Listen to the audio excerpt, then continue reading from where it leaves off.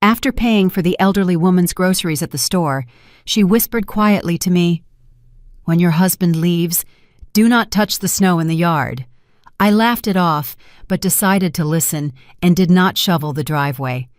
And when I stepped out onto the porch the next morning, I was stunned by what I saw.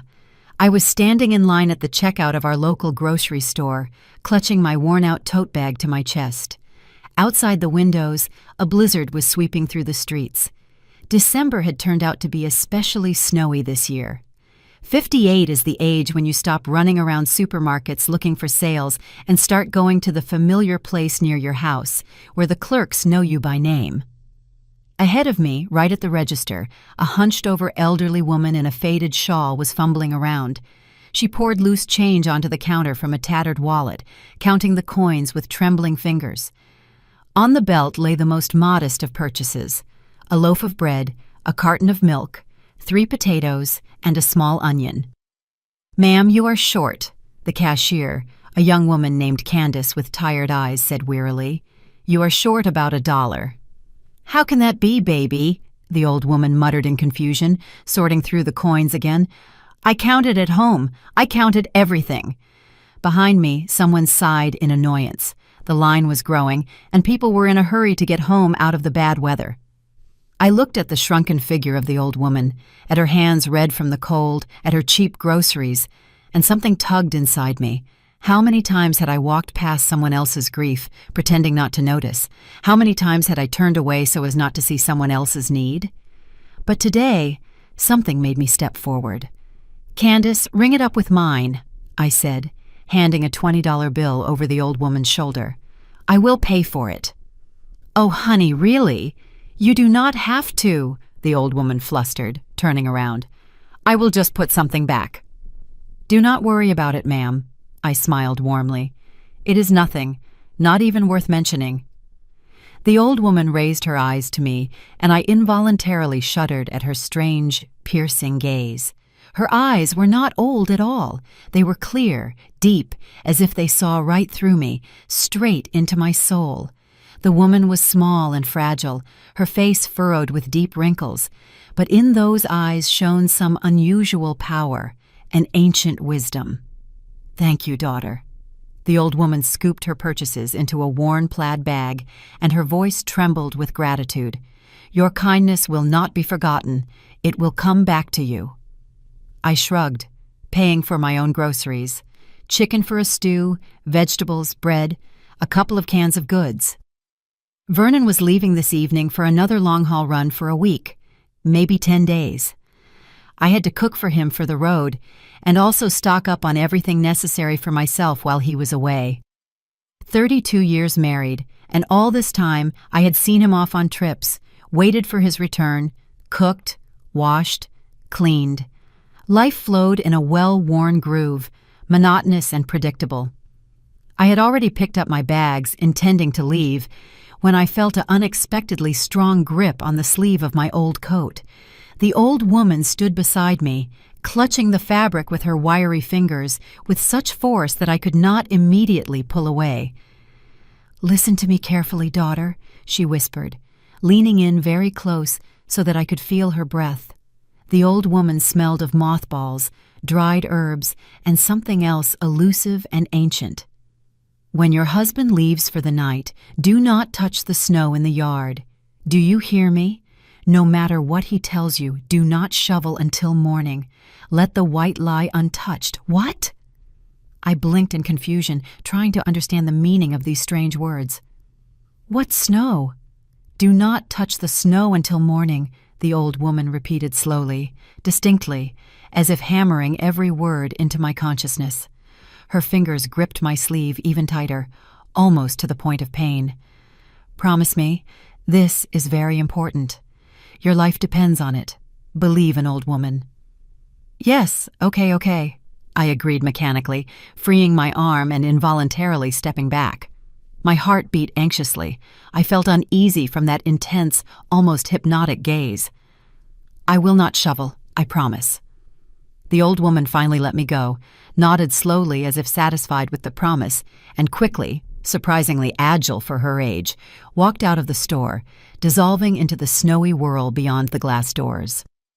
I watched her go, then shook my head, chasing away the strange sensation. The poor old woman must not be all there. I felt sorry for old folks, lonely, poor, living in their own world of fantasies and superstitions. Maybe from need and loneliness, the mind gets confused, and so she spouts nonsense about snow and husbands. Outside, I was immediately blasted by a snowy vortex. Icy flakes plastered my face.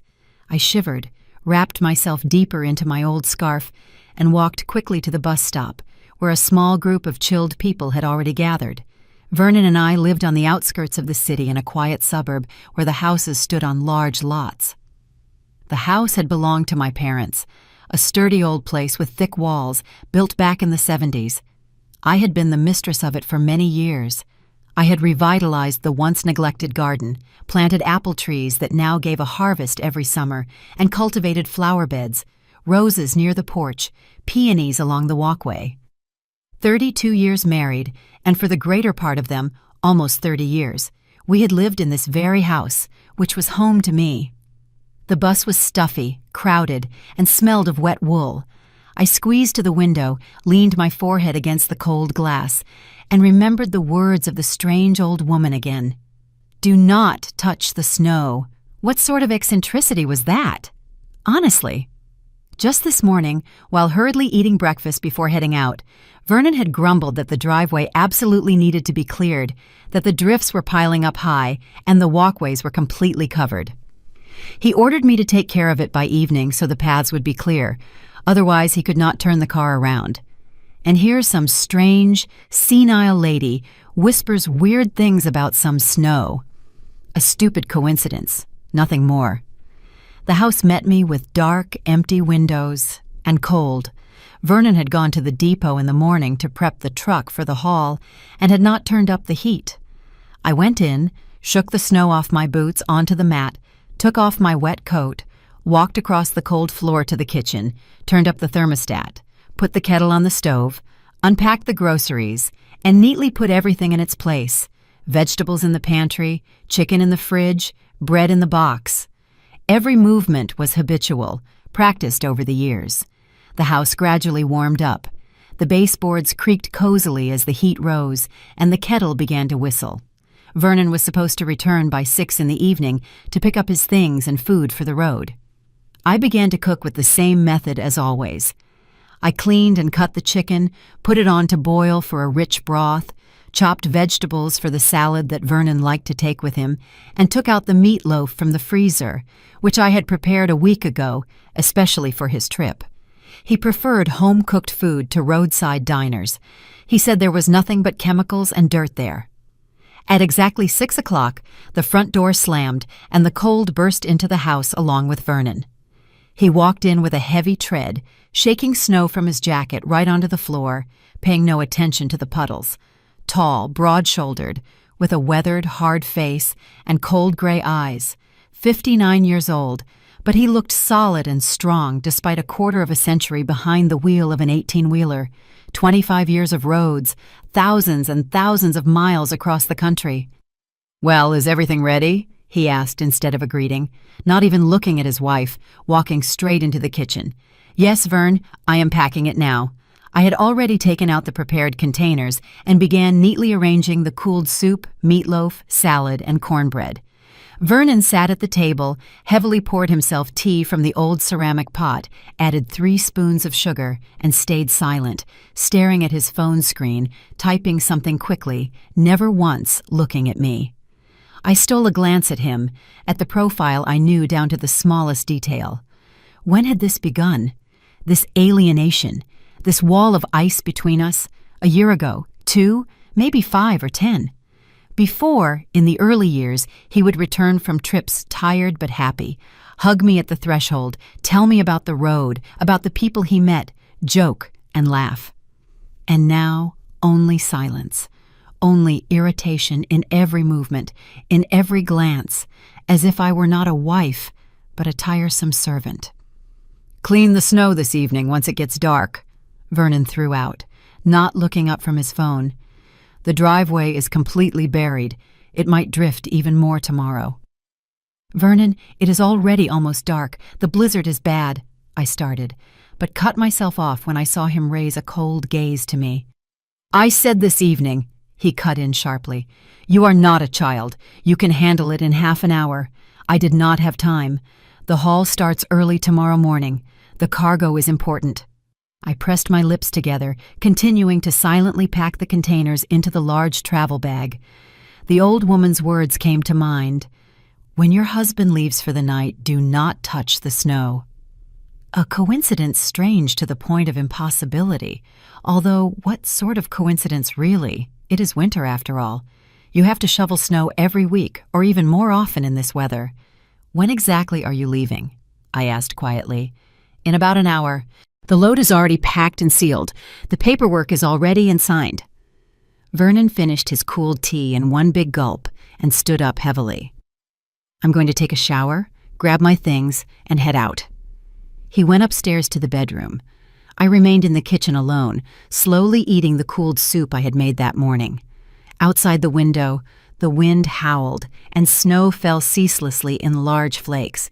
I walked to the window, pulled back the curtain, and looked out into the yard. The single street lamp by the gate barely pierced through the thick, snowy veil, illuminating the swirling snowflakes. The path to the gate was indeed almost completely buried. The white drift reached almost to the knee. About 40 minutes later, Vernon came down, already dressed in his road clothes with his heavy duffel bag on his shoulder. I handed him the bag of food, wrapped in several layers. "Will you call when you get there?" I asked, knowing that usually he did not call, but asking out of habit anyway. "Yeah," he threw back shortly, taking the bag, and did not even look me in the eye. He did not even kiss me goodbye, as he always used to do, just gave a short nod. "Look, make sure you shovel the snow, you hear? Or it will drift up again overnight and you won't be able to get out in the morning." The door slammed with a dull thud. I heard his old pickup truck start up and roll down the snowy street. The sound of the engine gradually faded into the distance. I sat at the kitchen table, wrapping my hands around a cup of cold tea. It became quiet, empty, and somehow anxious in my soul, though I did not know why. The old woman's words surfaced in my memory again, clear and persistent. "Do not touch the snow." I shook my head, trying to chase these thoughts away.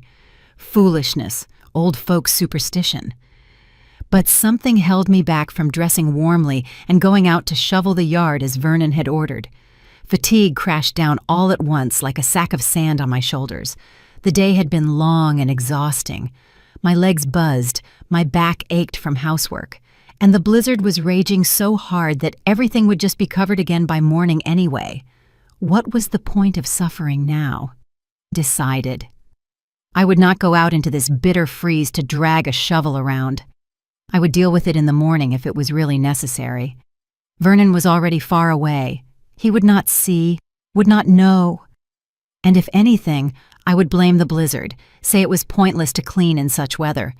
I went upstairs to the bedroom, changed into an old warm nightgown and a soft robe, and lay down on the bed with a tattered book I had started reading a week ago, but I could not read. The letters swam before my eyes, my thoughts tangled, returning again and again to the strange meeting in the store. Who was that mysterious old woman?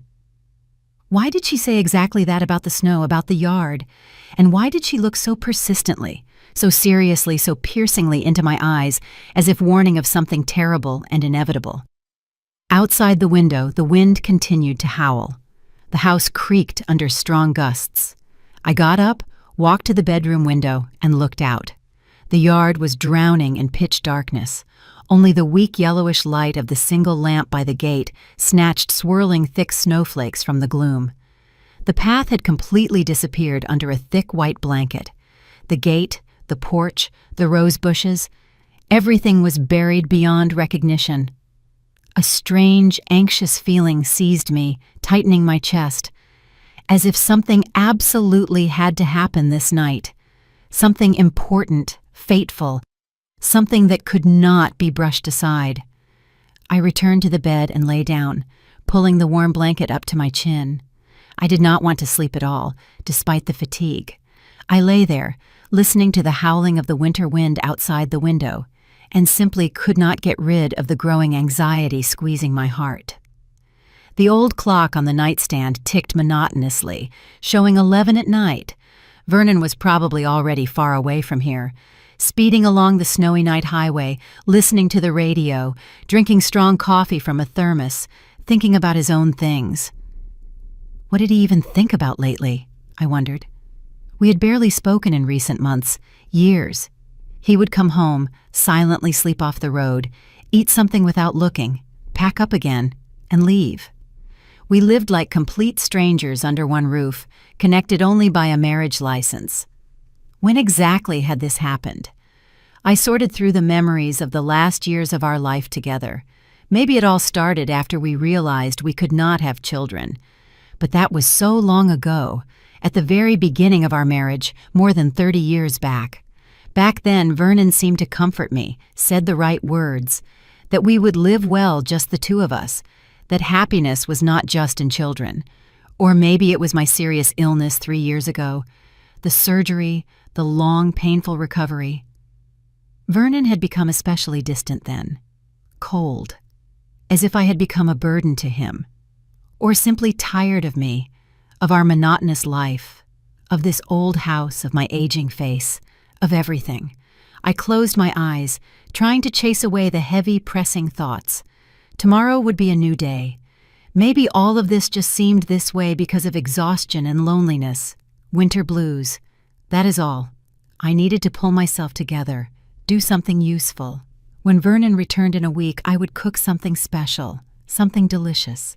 We would sit down and talk normally, heart to heart. We had not really talked in a long time. Sleep came in snatches, restless and anxious. I would fall into a fitful doze, then wake up sharply from especially strong gusts of wind, from the creaking of window frames. I dreamed of that old woman from the store, her piercing, all-seeing eyes, her dry, gripping fingers on my sleeve. "Do not touch the snow," she repeated in the dream again and again, like a spell. I woke up early, still completely dark. I looked with sleepy eyes at the clock, the beginning of 6 in the morning. Outside the window, it was just starting to lighten a tiny bit. The blizzard had finally stopped completely. The silence was somehow special, dense, ringing. I got up, threw a warm knitted robe over my shoulders, went down to the kitchen, mechanically put the kettle on the stove, lit the burner, walked to the window, and froze, not believing my eyes.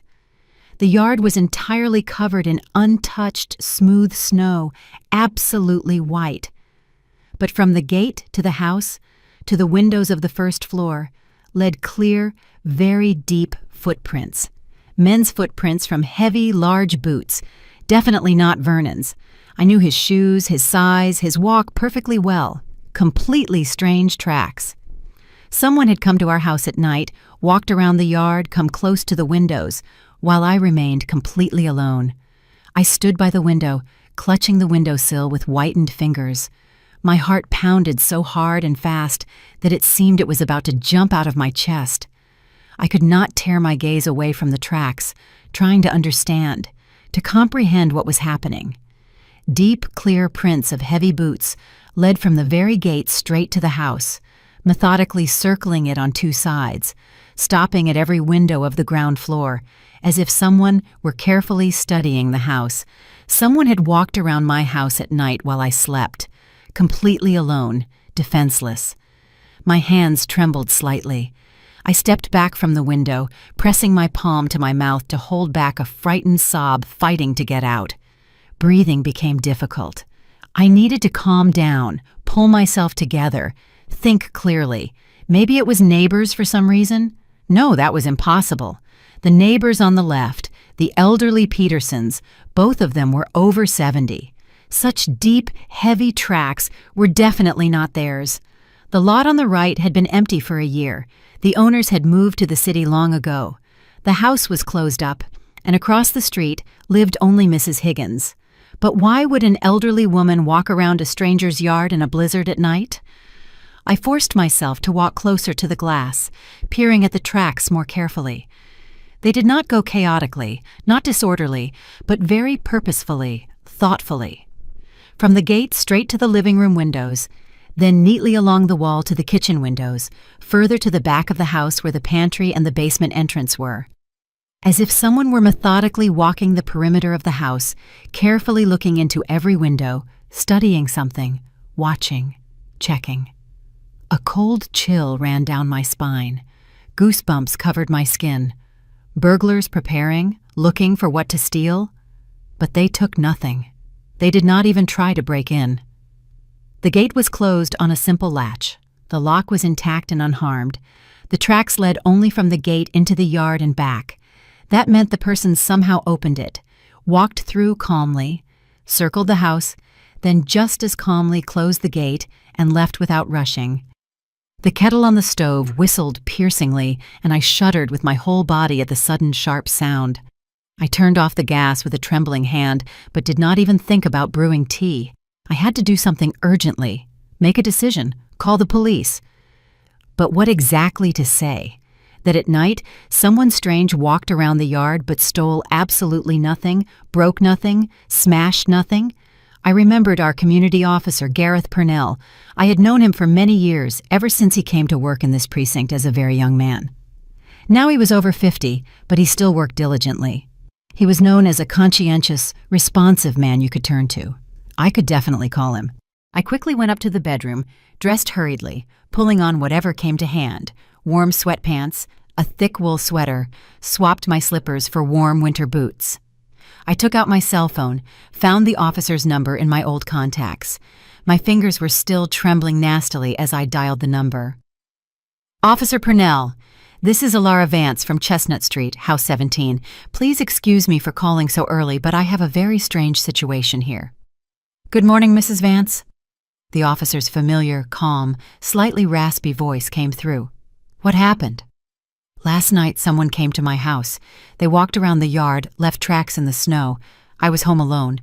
My husband left for a long haul, and I got really scared. I see. Did anything go missing? Did they break the door? Are the windows intact? No. Everything seems whole and in place, but the tracks, they lead right up to the windows from all sides, as if someone was purposely peeking inside or looking for something specific. Gareth Purnell was silent for a few seconds on the other end of the line, thinking, All right, I will come over right now. 20, 30 minutes max. Do not go out of the house for now. Do not trample the tracks under any circumstances, and check all windows and doors thoroughly. Make sure everything is securely locked. Thank you so much, I exhaled with relief. I will wait for you. I put the phone on the table and immediately began checking the house. I looked around with new, wary attention. The house now seemed foreign, hostile, unsafe. Every familiar creak of the floorboards, every rustle outside the window made me flinch nervously and look around. I methodically walked through all the rooms on the first floor, carefully checking the windows. All were tightly closed with latches. Nowhere were there even the slightest signs of an attempted break-in. The front door was locked with 2 turns of the key and the chain. Exactly as I had left it for the night before bed. It seemed everything was in perfect order, but for some reason this did not calm me down at all. On the contrary, it worried me even more. I walked again, as if drawn by a magnet, to the kitchen window, peering at the tracks again. Now, in the brighter morning light, they were visible even more clearly, even more frighteningly. Very large, very deep. The distance between steps was quite wide. Definitely a man. Tall, heavy, large build. He walked leisurely, completely confidently, calmly. He knew exactly what he was doing and why he came. 20 minutes dragged on excruciatingly, unbearably long, like hours. I sat in the kitchen, clutching a cup of completely cold tea in my trembling hands, and literally could not take my tense gaze off the window. What if this unknown person returns right now? What if he is watching somewhere nearby, waiting for the right moment when I step out or get distracted? Finally, bright headlights hit the window. I jumped up from the chair and looked out, the recognizable cruiser of the officer. Gareth Purnell got out of the car. A tall, heavy-set African-American man, a little over 50, in a uniform winter jacket and a warm hat. I literally ran to the door, threw it open before he could ring the bell. "Officer Purnell, thank you so much for coming so quickly." I stepped aside, letting him into the house. "Oh, think nothing of it, Mrs. Vance. It is my job." He deliberately shook the stuck snow off his heavy boots, walking after me into the kitchen. His experienced gaze immediately caught the window, the view of the yard. "Show me exactly where the tracks are." We went out together onto the cold porch. The frosty, prickly air painfully burned my flushed face and lungs. Officer Purnell slowly, thoroughly descended the creaking wooden steps, carefully examining the snowy yard. He walked right up to the tracks, carefully squatted down, examining each print for a long time. "Boots, size 12, maybe even 13, he muttered thoughtfully to himself, clearly estimating. "Deep tread sole, looks like work boots or combat boots, coming from the gate." He slowly traced the entire chain of tracks with an attentive gaze from beginning to end, straight to the living room windows, then methodically along the entire wall of the house to the back, then back the same way to the gate. Very strange. Who could it even be? I hugged myself tightly, wrapping up in the old jacket I had hastily thrown over my shoulders, shivering not only from the cold. "That is indeed a very good and important question." Gareth heavily rose from his squat, brushing snow off his knees. "Tell me, Mrs. Vance, do you have any serious conflicts with neighbors? Maybe someone took offense at something, holds a grudge?" "No, what do you mean? We speak absolutely normally with all the neighbors. We live quietly, peacefully. We do not bother anyone. We do not quarrel with anyone." "And your husband, when exactly did he leave for his trip?" "Yesterday evening, around 7 o'clock. He left for a long haul, at least for a week, maybe even longer." The officer slowly nodded, recording something intently in a small battered notebook. "That means this person knew for sure that you remained in the house completely alone. Very interesting and concerning. Opened the gate carefully, walked through calmly, then just as carefully closed the gate back and left. Did not hurry at all, behaved confidently." "Officer, what do you think he was doing here at all? Why come at night, walk around the house?" "That is exactly what we have to find out." The officer looked at me with a very serious, heavy gaze. "There are several possible options. Maybe he was scoping out what exactly is valuable in the house, preparing for a robbery. Maybe he was checking thoroughly to see if anyone lives in the house, if it is empty. Or maybe—" He significantly did not finish, but I understood perfectly well without words. Maybe this person was preparing for something much worse than a simple robbery, for an attack, for violence. "Do any of your neighbors have security cameras installed?" Purnell asked in a businesslike manner, looking around at the neighboring houses. I thought tensely, remembering. "Mrs. Higgins across the street seems to have a camera. She installed a system last year after the Petersons' garage got broken into." "Excellent! That can help a lot." "Let us go to her right now, ask to see the footage. Possibly the camera captured who exactly came, what car they arrived in." We quickly walked out the gate, crossed the empty, snowy road. Mrs. Higgins's house stood directly opposite. Neat, well-kept, painted a pleasant light blue with nice wooden shutters. I rang the doorbell at the gate. About a minute and a half later, the front door of the house swung open. The hostess herself appeared on the porch, a plump, good-natured woman of about 70, in a bright floral housecoat, with gray hair neatly gathered in a small bun at the back of her head. "Elara, honey, what happened? Is something wrong?" Mrs. Higgins squinted anxiously, looking with curiosity at the officer standing nearby. "Mrs. Higgins, hello. You see, someone strange walked in my yard last night. There are clear tracks left in the snow. Officer Purnell came to sort it out. Can we look at the recording from your security camera? Maybe something important is visible on it." "Oh, Lord have mercy," the neighbor threw up her hands sincerely. "Someone strange walked around at night? And you were alone? Vernon is on a long haul.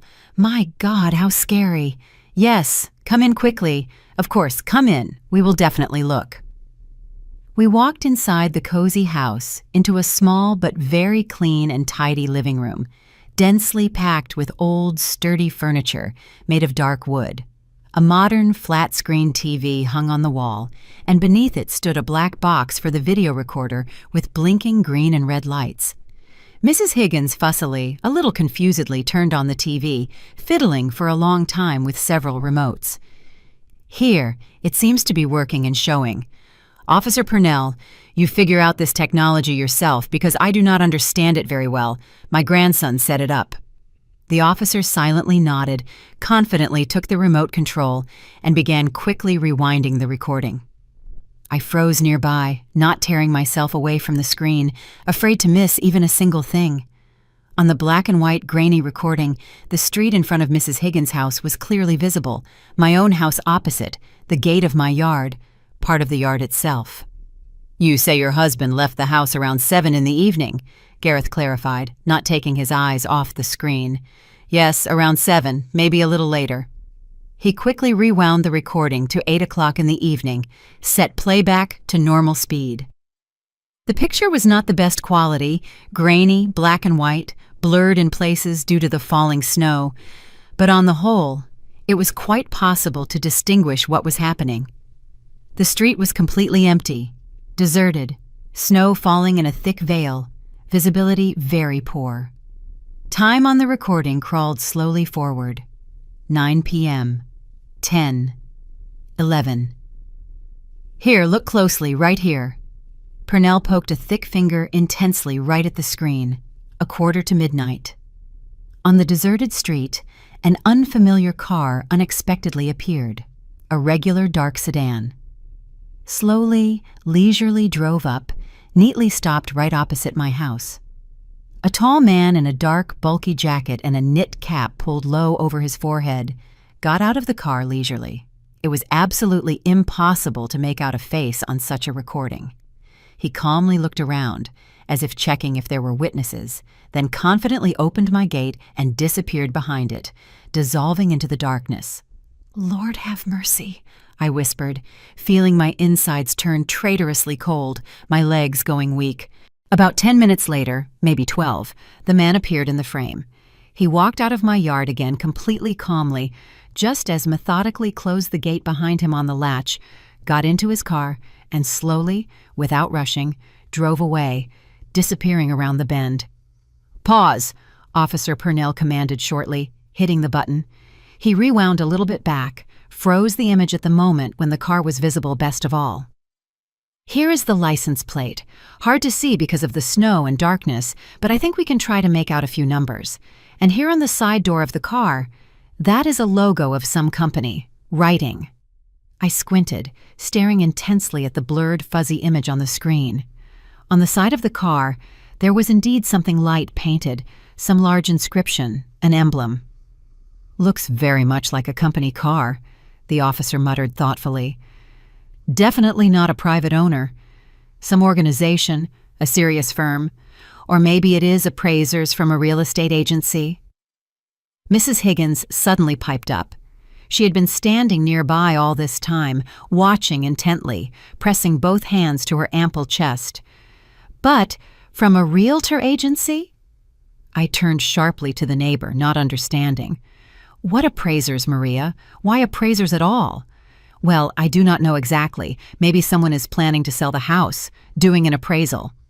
The neighbor suddenly cut herself off mid-sentence, seeing my completely whitened, frozen face. "Oh, Elara, forgive me. I am an old fool. Probably said something stupid." But Officer Purnell was already alert, like an experienced hound. "Mrs. Higgins, why did you think of a real estate agency immediately?" "Well, just an association." The neighbor hesitated, embarrassed. "Just last month, an appraiser from an agency came to me when I was looking at and buying my daughter's apartment in the city. So he also arrived late in the evening. He had no time during the day, in exactly the same company car, with a big, bright agency logo on the door. It just seemed very similar to me." The officer magnified the image of the car on the screen even more, as much as the recording quality allowed. The writing on the side door was very hard to read due to distance and darkness, blurred, but the first word could still be distinguished. It seemed to be hearth. Hearth, something else. He quickly wrote this down in his notebook. We definitely need to check all the real estate agencies in our city and county urgently, find out who exactly has such company cars with similar markings. I was silent, finding no words. One insane, simply incredible thought was spinning in my head, making me feel sick. An appraiser from a real estate agency came to inspect my house at night. But who could have called this appraiser? The house was titled strictly to me, entirely in my name. I had never given anyone any permissions, any power of attorney. I was not planning to sell anything at all. This was my only home. Mrs. Vance. Gareth Purnell gently but firmly placed a heavy hand on my shoulder. Did you by chance give anyone an official notarized power of attorney for your house, for a sale, for signing any documents, deals? No, of course not. I shook my head resolutely. I did not even think about any sale. This is my home. I have lived here my whole life. And your husband, Vernon, could he? I felt the ground go out from under my feet. I froze. Vernon? But he cannot do anything at all without my knowledge and consent. The house is fully titled strictly to me, in my name. Theoretically, he really cannot and should not, the officer agreed slowly. But in practice, unfortunately, all sorts of unpleasant situations happen. Fraud, forgery of signatures and documents. Let us definitely check the real estate agencies in all districts. If it really was an appraiser from some agency, we will definitely find out thoroughly who exactly ordered this night assessment of your house. By lunchtime, we were sitting in the office of Hearthstone Realty in the city center. Gareth Purnell had found 3 agencies with similar logos in the vehicle database, called them, and in the third one they confirmed, yes, their appraiser went out to Chestnut Street yesterday evening. The agency director, Isaac Graves, a man of about 40 in an expensive suit, met us with a feigned politeness that poorly concealed his nervousness. Please, have a seat. He pointed to the leather chairs in front of the desk. How can I help? Yesterday your employee went to the address 17 Chestnut Street, Purnell began, taking out his badge. Appraised a house. We would like to know the details. Chestnut 17. Graves frowned, opened a folder on the desk, leafed through. Yes, correct. Order for an appraisal of a private house with a lot. What is the problem? The problem is, I leaned forward, trying to speak calmly, though my hands were shaking, that this house is mine, and I did not call anyone for an appraisal. The director raised his eyebrows. How is that? The order is filed in the owner's name. Look here. He turned the folder around, showed a document. Vance, Vernon Michael, client. Owner, Vance Ilara. There is a power of attorney from the owner. What power of attorney? My voice broke. I gave no power of attorney. Graves blinked in confusion, dug into the folder again, took out another sheet. Here, please.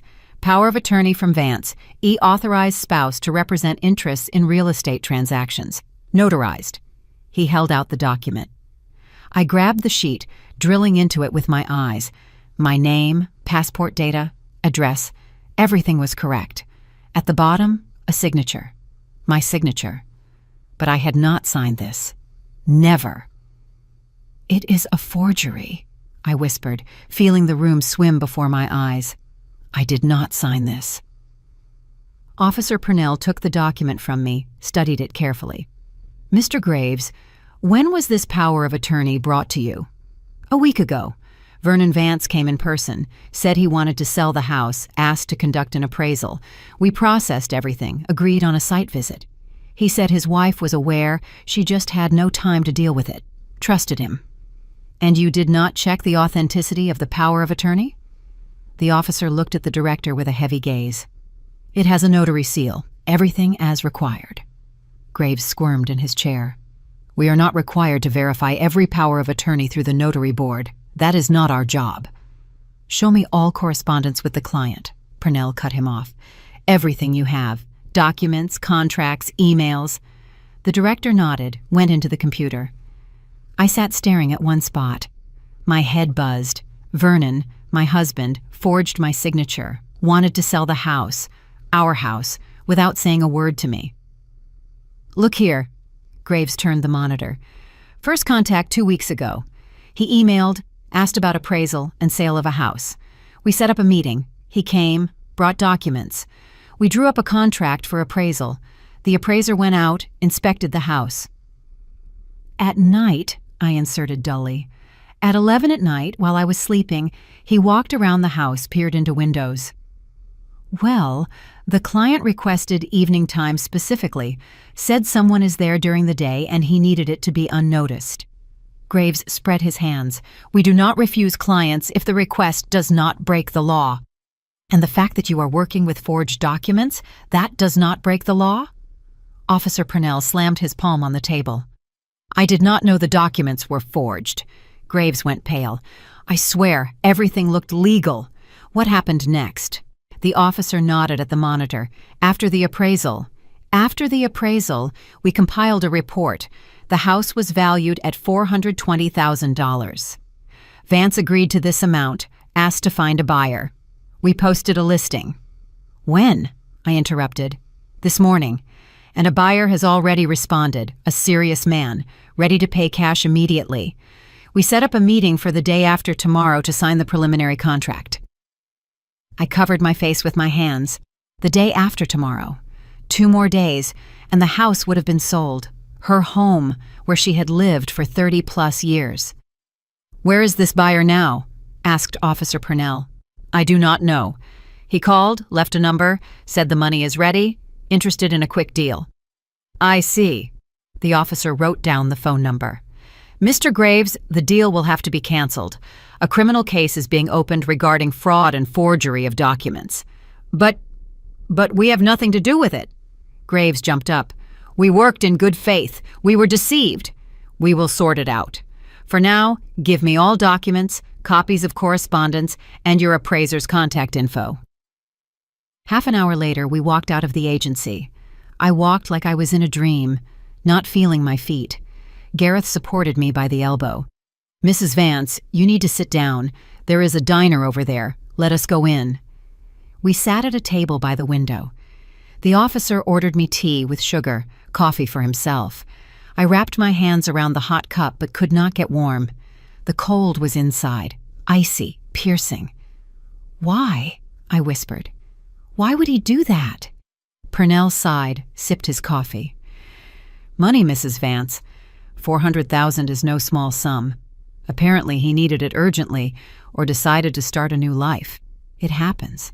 But this is betrayal. We have been together so many years, 32 years. I have seen all kinds of things over the years." The officer shook his head. "People change or just show their true face." I took a sip of tea.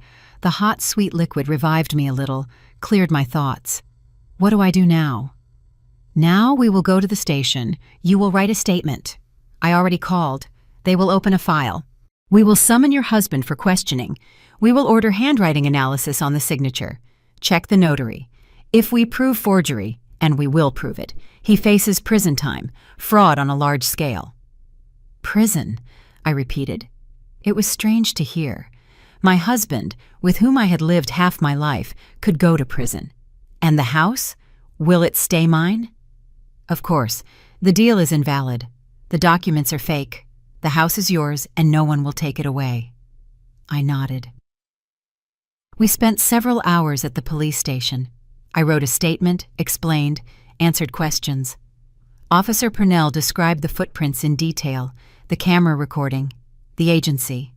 The detective, a young woman with a tired face, wrote everything down, nodded. "We will summon your husband with a subpoena," she said at the end. "When does he return from his trip?" "He should be back in a week, but I can call him, tell him to come back sooner." "No," the detective shook her head. "Do not warn him. Let him think everything is going according to plan. It will be simpler to detain him that way." I agreed, walked out onto the street. It was already getting dark. Winter, December, short days. Gareth walked me to the bus. "You hold on," he said in parting. "I know it is hard right now, but you did the right thing. You cannot let things like this slide." "Thank you." I shook his hand. "If not for you, come on, it is my job." He waved his hand. "You should say thank you to that old lady who warned you about the snow. Miracles, honestly." I sat on the bus, leaned my forehead against the cold glass. The old lady. How did she know? I remembered her eyes, piercing, seeing right through, her dry fingers on my sleeve, her words. "When your husband leaves, do not touch the snow." If I had shoveled the snow in the evening, as Vernon ordered, the tracks would not have been visible. I would never have known that someone came, and in the morning, new snow would have fallen, and everything would have been covered. And I would have lived on, not suspecting that the house was being sold out from under me.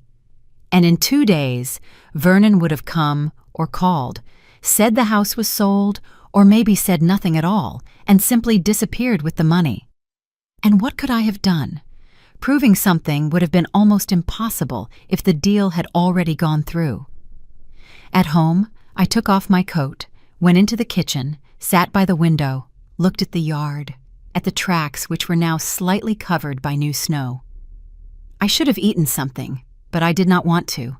I felt sick from the thoughts, from the betrayal, from how easily Vernon had decided to deceive me.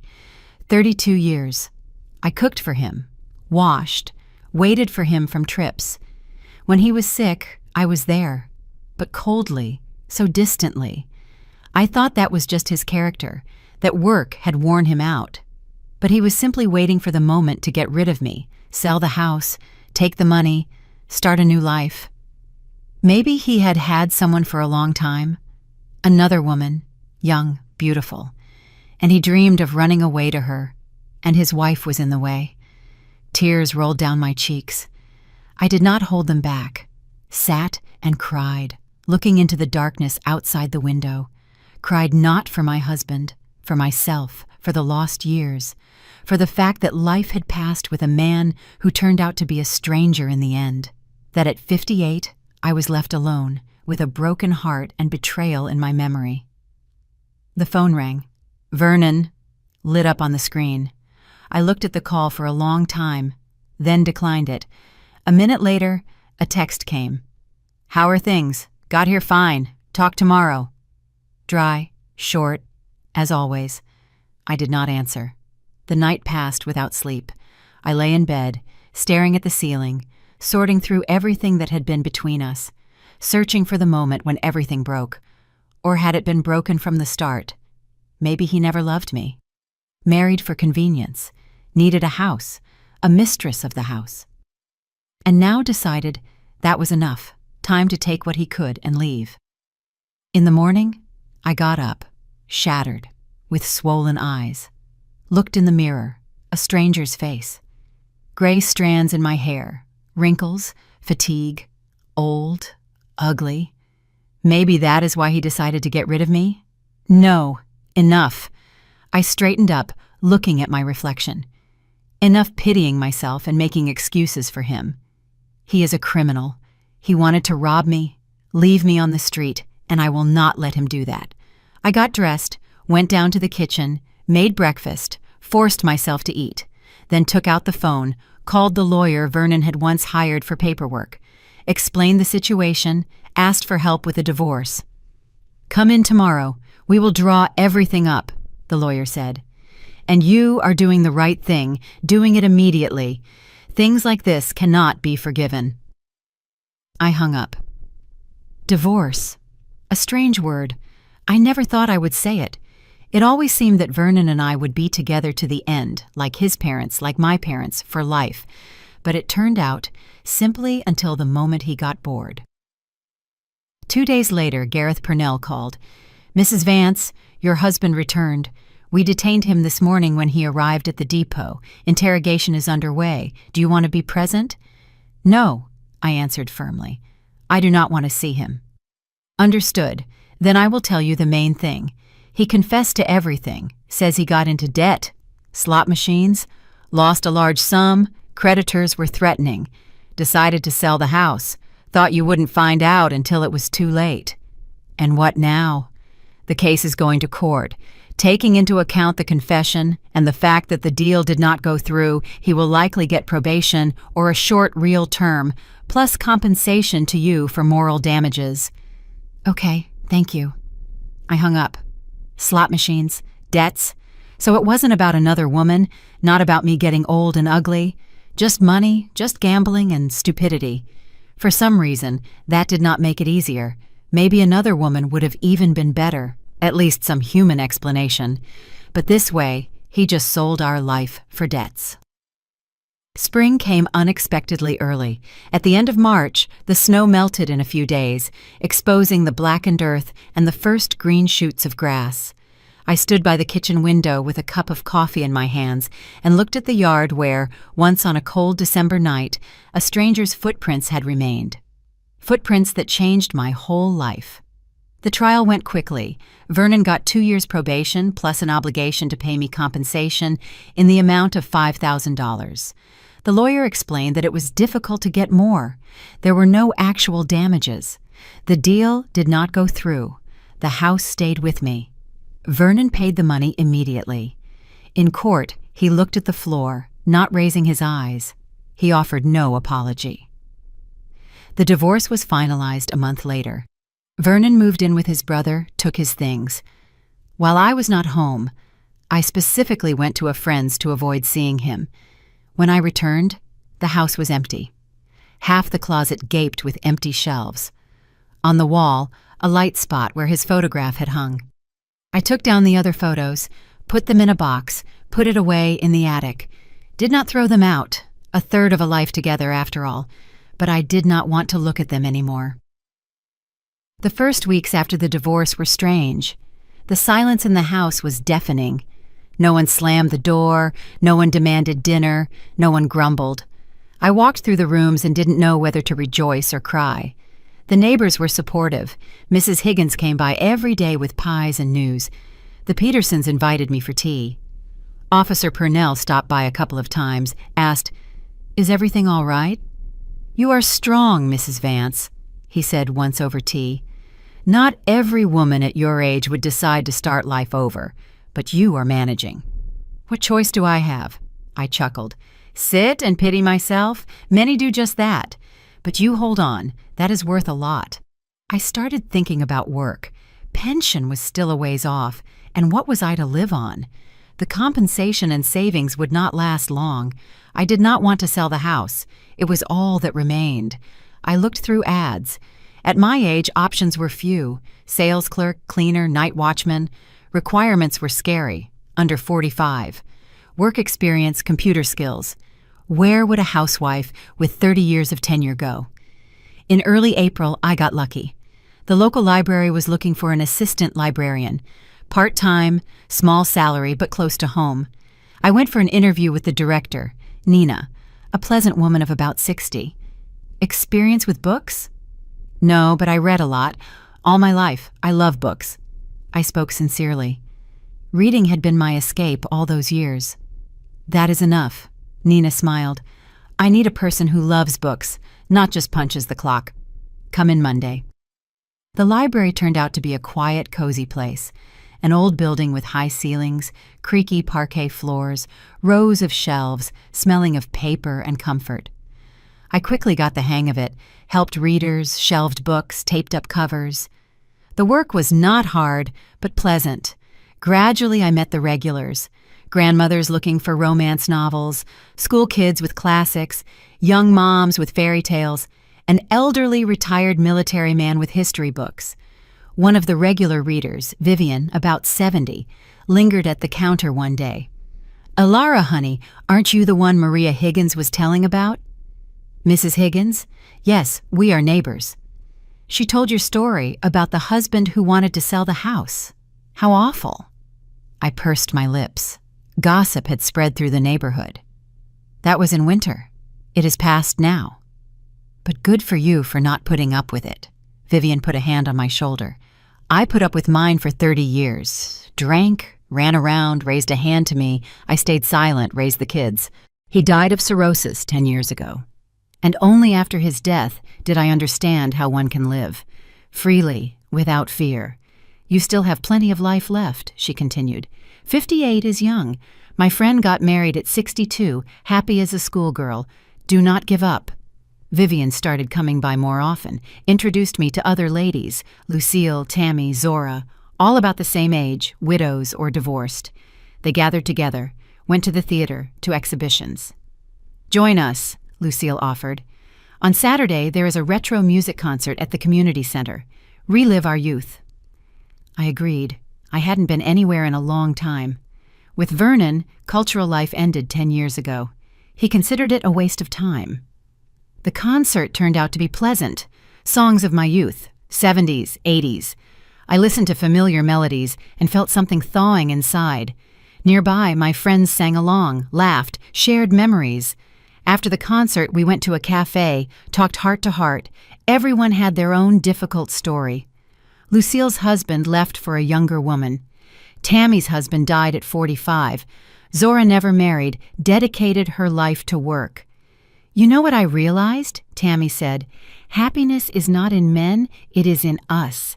If you have a hobby, friends, a goal, you are happy. And if all happiness is in a husband, he leaves and that is it. Life is over. Right, Zora nodded. I have been alone all my life. I live, work, go to theaters, a full life. I listened and thought that they were right. All my life I built around Vernon. His schedule, desires, moods, forgot about myself. Now I needed to remember who I was, what I loved, what I wanted. At home, I took out an old album. There I was at 20, a student at Teachers College, dreamed of becoming a teacher. Got married, children didn't happen, didn't go to work, sat at home for 30 years. But there were dreams. Wanted to draw, travel, learn French. Put it all off for later. But now, nothing was stopping me. I took a notebook, wrote, what do I want? 1. Learn to draw. 2. Go to the city museum. 3. Learn French. 4. Fix up the garden. 5. Find a hobby. The list was short, but it was a start. I smiled, for the first time in months, sincerely. The next day I signed up for drawing classes at the community center. Classes on Tuesdays and Thursdays, just on my days off. The instructor, Alice, greeted me warmly.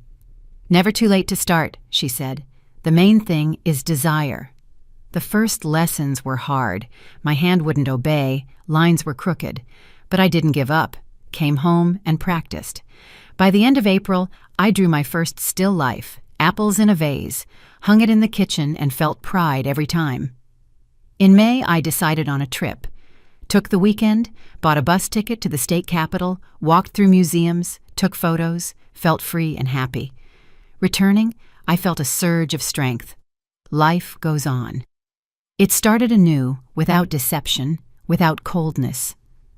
One evening in early June, I was sitting on the porch with tea. It smelled of blooming lilacs. I had planted 3 bushes in the spring. Mrs. Higgins walked up to the gate. Alara, can I come in? Of course, come in. The neighbor sat nearby. Wanted to ask, remember that old lady who spoke about the snow? I shuddered. How could I forget? I remember. Why? I tried to find her. Did she help you? I asked at the store. Nobody knows her. Candace says she was there one time, never saw her again. Strange, I thought. I thought about her too. Maybe it was a guardian angel? Mrs. Higgins lowered her voice. How did she know about the snow? I chuckled. I do not know. Maybe intuition or life experience, or maybe fate. The neighbor sighed. You paid for her groceries, did a good deed, so she paid you back. Fair. I was silent, looking at the sunset. Maybe so. Good begets good. I helped the old woman. She helped me. You know, Maria, I said quietly, I am grateful to her. If not for her, I would have lived on, not knowing the truth. It hurt. It was insulting. But I broke free from the lies, from the cold, and now I live for real. The first time in many years. Mrs. Higgins hugged me. You did good, Alara. You didn't break. Many would have gone into depression, but you got up and kept going. Proud of you. We sat until it got dark. Then the neighbor left, and I remained. Looked at the stars, listened to the silence, thought about how life is unpredictable. Never know what will be tomorrow, but that is not scary. I remembered the old woman's words, "Do not touch the snow." Such a simple phrase, and how it changed everything. I mentally thanked that unknown woman. Thank you for the truth. Thank you for the salvation. Thank you for the chance to start over. And in the morning, I woke up with new plans. Sign up for French, plant a flower bed, live on. Life continued. New, my own, real. And I was ready for it. If you liked my story and want to hear more, go ahead and subscribe to my channel. If you'd like to support me, you can do it through Super Thanks. It would mean a lot.